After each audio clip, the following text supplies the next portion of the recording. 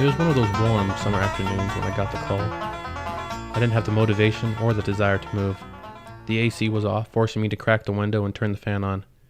I had my feet propped up on the desk, a cigarette dangling between my fingers, and a 63 bottle of scotch gripped firmly in my hand.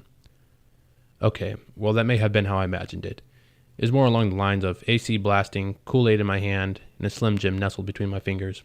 But hey, I was 9. Memories sometimes get skewed. Anyway, I was sitting in my room when I got the call. It was my dad. He was at the bottom of the stairs calling my name. I bolted out of the room so fast a small cloud of dust formed. I made it to the bottom of the stairs, taking the last 2 with a graceful, almost magical leap. My dad cringed as I thudded on the tile, but I hardly noticed. After I had recovered from my gymnast-quality leap, my dad looked me straight in the face and said the sentence that would change my life forever. "Get your pellet gun. The rabbit's back."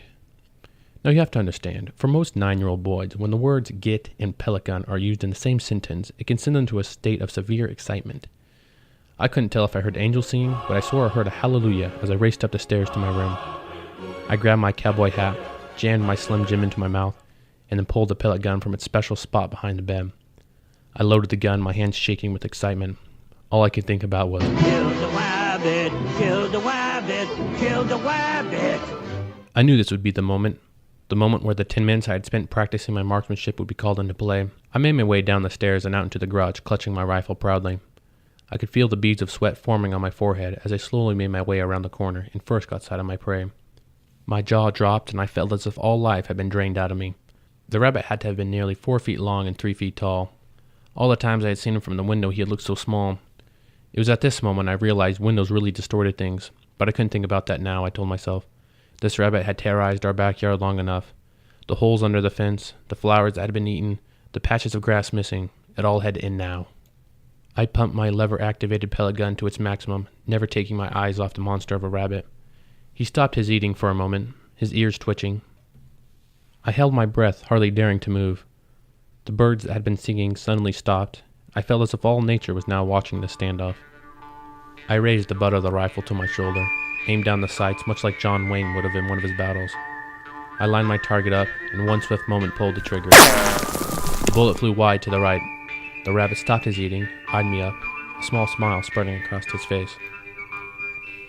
I put on my best steely Clint Eastwood face, looked the rabbit dead in the eyes, and said, "I know what you're thinking. Did he fire 6 shots or only 1? Well, to tell you the truth, in all this excitement, I've kind of lost track myself. But being this is a pump lever pellet gun, the most powerful pellet gun in the world, and will blow your head clean off, you gotta ask yourself one question. Do I feel lucky? Well, do you, punk?" He let out a low, throaty chuckle and spit what I thought had to be chewing tobacco. At this point, my very boyhood was being challenged by this rabbit. I pushed my hat low, jamming another round into the chamber of my rifle. I gripped the trigger with my little hand, and with a small squeeze sent the pellet sailing across the empty void that separated me and the rabbit. As the rabbit leapt into the air, my bullet striking true to its target, he let out a scream that still sends chills down my back. I ran to the motionless figure of my enemy, and with a triumphant shout threw my gun in the air. With the thrill of the hunt still coursing through my veins, I had forgotten the simple rule: what goes up must come down.